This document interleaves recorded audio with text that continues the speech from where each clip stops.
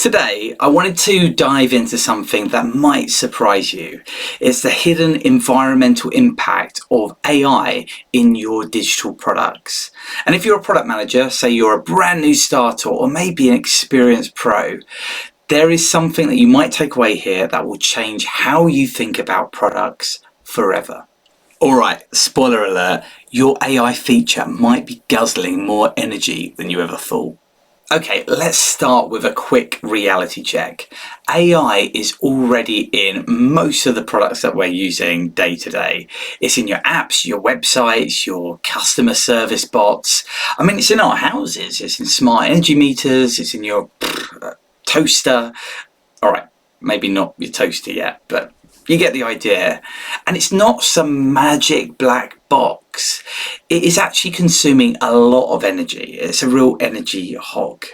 Let's try and make this real. So training a single big AI model can emit over 626,000 pounds of CO2. That might be hard to get your head around, but that's like driving 5 average cars for their entire lifetime.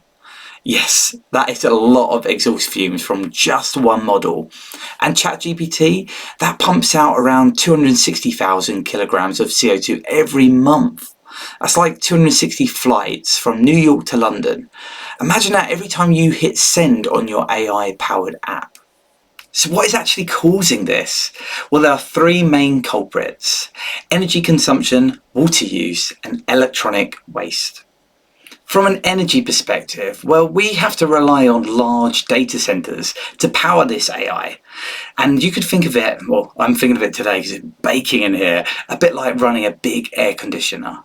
And there are estimates that by the end of this year, 2025, about half of the power that is being used inside these data centers is going directly on AI applications. That is a huge amount of electricity that's required. Then there's water. Now you might be thinking, what's water got to do with an AI model? Well, again, these data centers need a lot of fresh water to be able to cool down the servers themselves. In 2021, Google reported that they needed 12.7 billion litres of water to be able to run their data centers. That's about 5,000 Olympic-sized swimming pools. It's an incredible amount of water that is needed. And finally, electronic waste. You can't forget about the hardware itself. We require chips to run these AI models.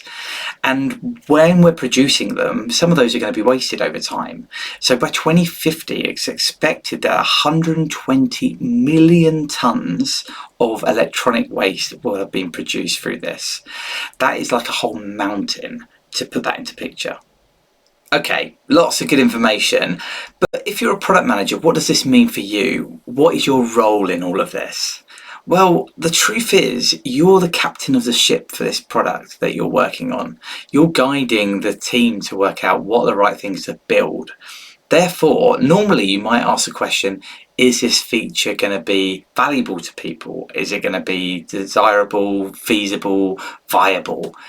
But I think you need to ask yourself another question. Is it going to be environmentally damaging too? But you can do that in a really smart way. You can ask, what is the actual environmental cost and is that worth it? And I've got a few questions that might help trigger your thinking. Ask if AI is really necessary. Sometimes a simpler solution can do the trick without the energy drain. Pick the right AI models. Some models are way more efficient than others. The least carbon intensive text generators produce 6,800 times less CO2 than the worst offenders. That's like choosing a hybrid car over a gas guzzler. And plan the whole life cycle, from development to deployment. Think about sustainability. This isn't just a one-off checklist, it's ongoing. If you just do those 3 things, I think you'd already be making a great start. But if you want to power up this even more and get really smart and analytical in what you're doing, I've got even more tips for you. Because look, in my view, AI technology is great. Don't get me wrong, it can provide a lot of value to people. But if you want to really track this stuff and understand its impact, then there are some big things you need to put in place. Firstly, use energy efficient models and algorithms. It's like choosing to bike instead of drive. Same destination, but less pollution on the way. Secondly, you can partner with cloud providers who are using renewable energy. Microsoft and Google, for instance, are investing billions in clean energy to power their data centers. So pick your partners wisely. Thirdly, implement carbon accounting. You can track how much CO2 your AI features are producing. This will allow you to keep a budget on these, a bit like your finances, but this time for your actual emissions.